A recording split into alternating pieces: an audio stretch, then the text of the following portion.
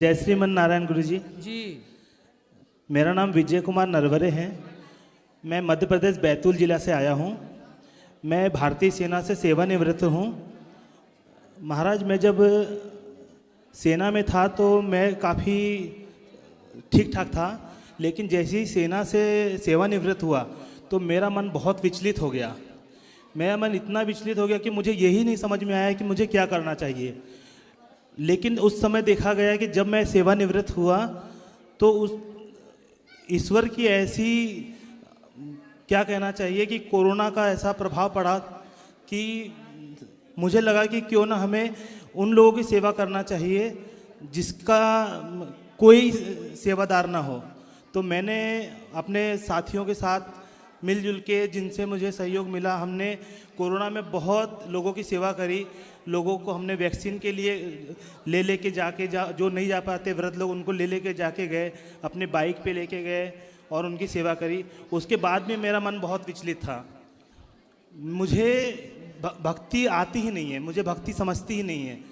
मुझे लोगों ने बहुत कुछ बोला कि तू चिड़चिड़ा है, तू ये सब कुछ नहीं कर सकता, तेरे लिए ये सब कुछ व्यर्थ है।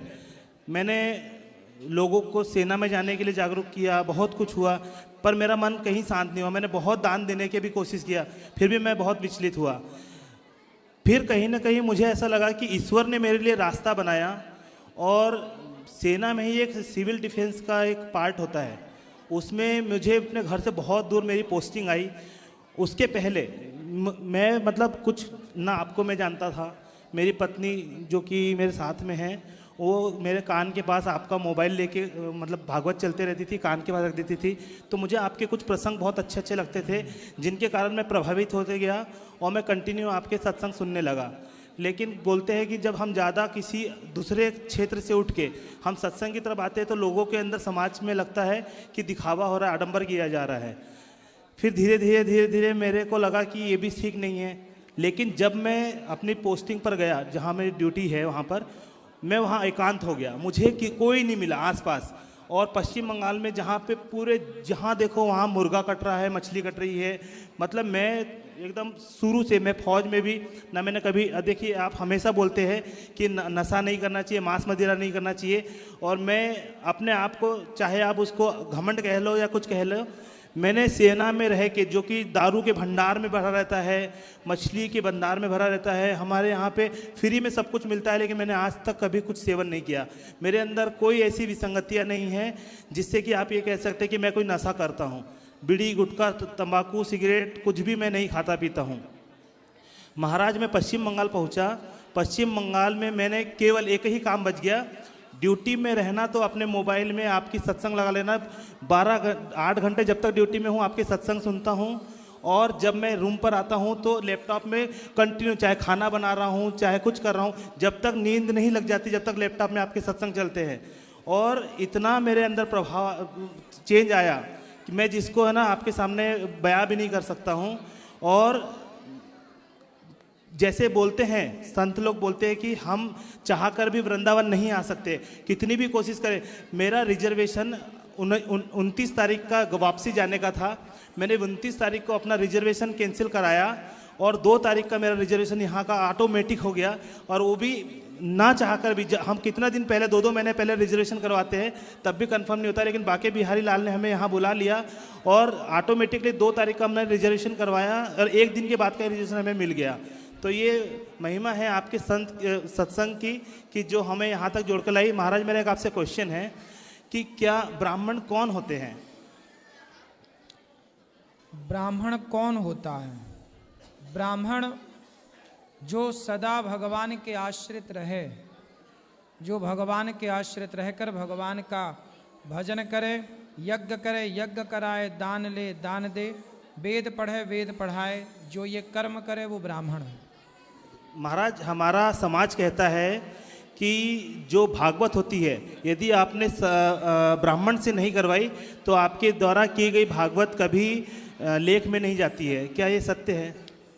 कुछ काम सबके अधिकार क्षेत्र में नहीं है। जैसे आप सेना में हैं तो जो सेना में है वही ना सेना के कार्य करेगा, सामान्य व्यक्ति तो वहाँ जा भी नहीं सकता। सेना के शिविरों में और सेना के आसपास।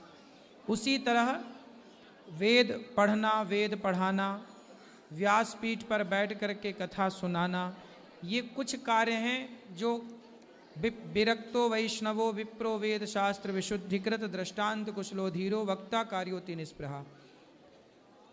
ब्राह्मण ही जब कोई अनुष्ठान करता है आपके लिए, जैसे बेटी का विवाह है तो कोई ब्राह्मण ही बेटी का विवाह कराए, यज्ञ हो रहा है तो यज्ञ कोई ब्राह्मण ही कराए, भागवत जी हो रही है तो कोई ब्राह्मण ही करे, तो ये नियम है। तो जो हमने जैसे मेरे सेवानिवृत्त होने के बाद हमने एक भागवत करवाई थी जो कि गैर ब्राह्मण थे, लेकिन वो उनकी मतलब शुरू से ही वो संत है, तो क्या हमने उनसे भागवत करवाए हैं तो क्या वो उचित नहीं हुआ? नहीं, आपने कराया है। भगवत चर्चा तो उचित ही है, भगवान की कथा तो देखो कल्याणकारी ही होती है, लेकिन आए हुए रहती है, चाहे उनके ऊपर कोई भी दुख आता है। मेरी सांस भी इतनी सक्षम नहीं है कि हर काम कर सकते हैं, तो हमारे ऊपर नज़र गड़ाए रहती है कि मेरी बेटी है, मेरा बेटा है, जो मुझे बेटा रूप में मानते हैं। तो यदि हम समाज में कुछ काम करते हैं तो समाज कहता है कि ये जोरू का गुलाम हो गया है, इसलिए परिवार को छोड़ के ससुराल की तरफ इसका मोह ज़्यादा हो गया। लेकिन मेरा ऐसा कुछ भी नहीं है।